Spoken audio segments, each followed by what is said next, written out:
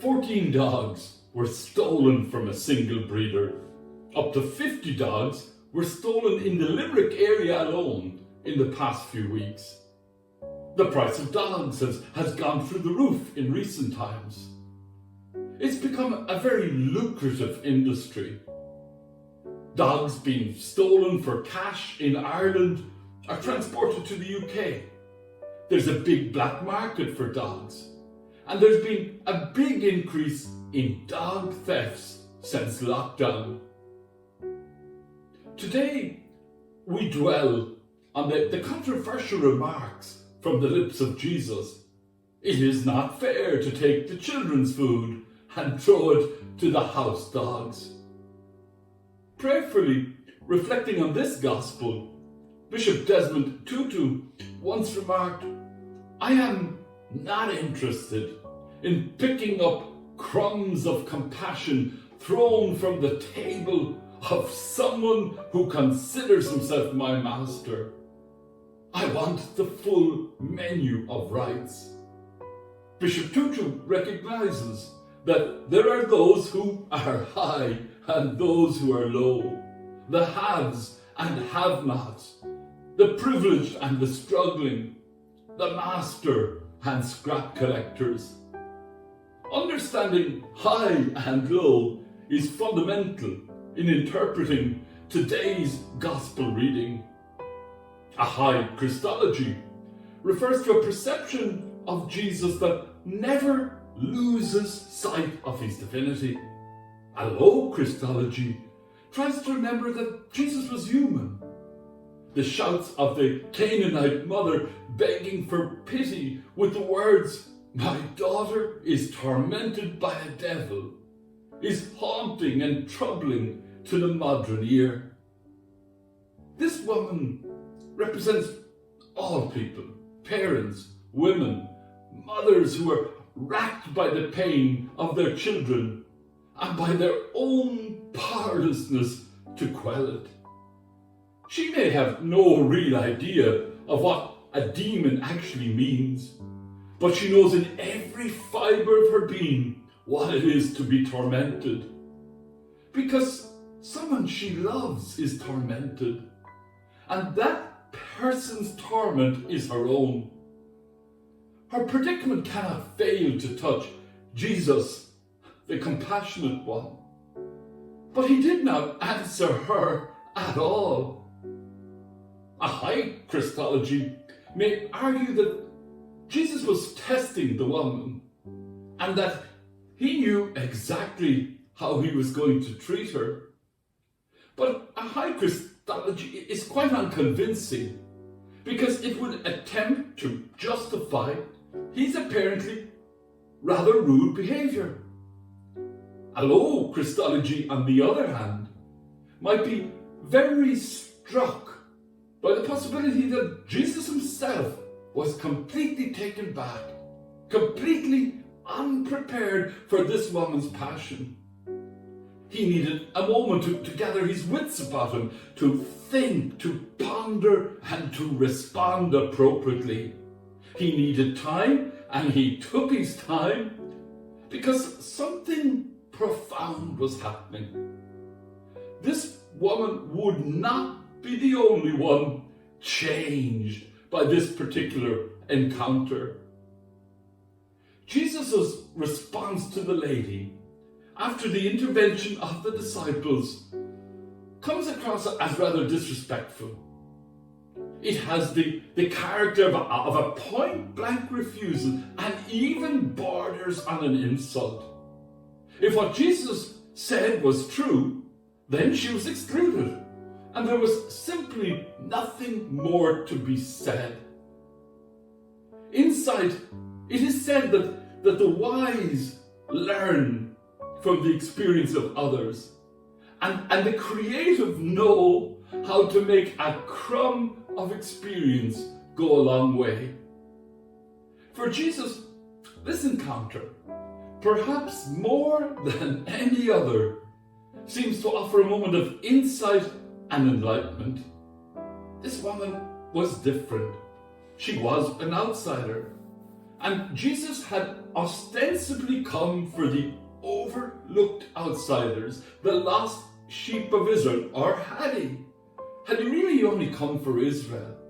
Or had Jesus not come to be God's all-embracive, inclusive love, to show that God is not partisan and that God will never quench a smouldering wick or reject a broken heart?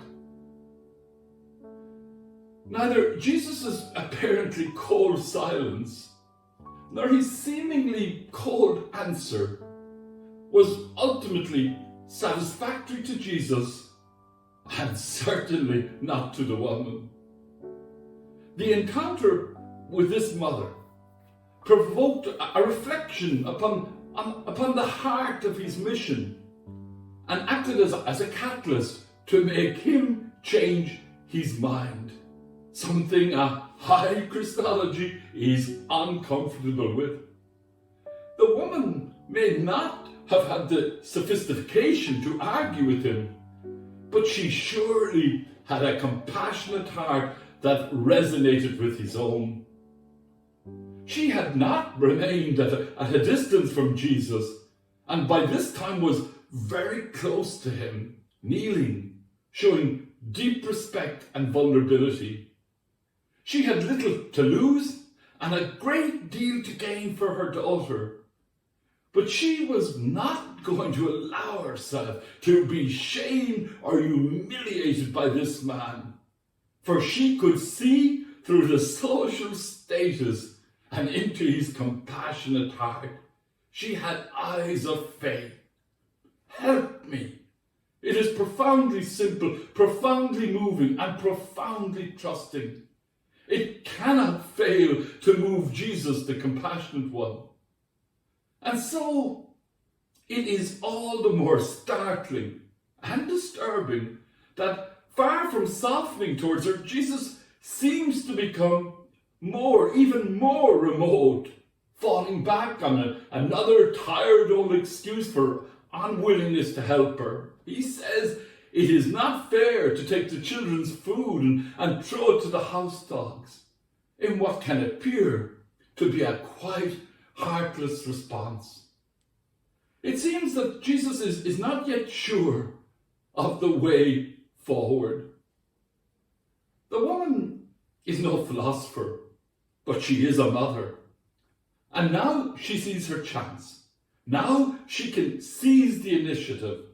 Now she will capitalize on her hard-headed practical wisdom and drive home the advantage that she perceives from this talk of dogs. She will help Jesus understand how his mission must proceed. Quick as a flash, she responds that some house dogs are more tolerated than others and even have certain domestic privileges.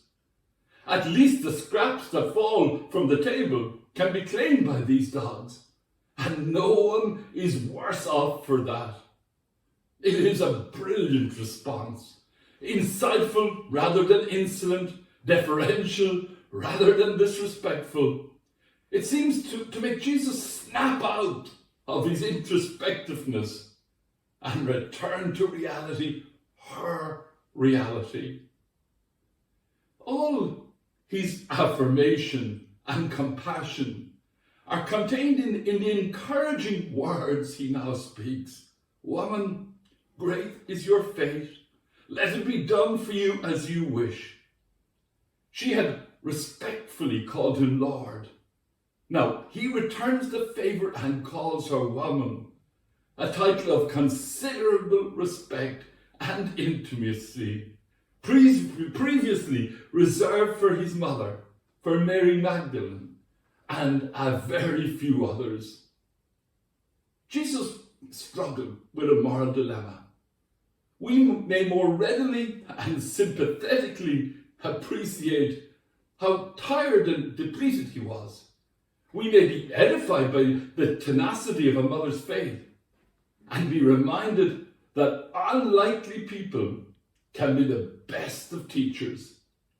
If we are prepared to look for the humanity in Jesus, we may find it in this story and be reminded that even he has something to learn as well as something to teach, something to receive as well as something to give. It's a comforting and maybe even a surprising lesson. We have just witnessed a mindset change. The most unlikely of people can be our teachers. A mother, a stranger, an outsider, a house dog. Amen.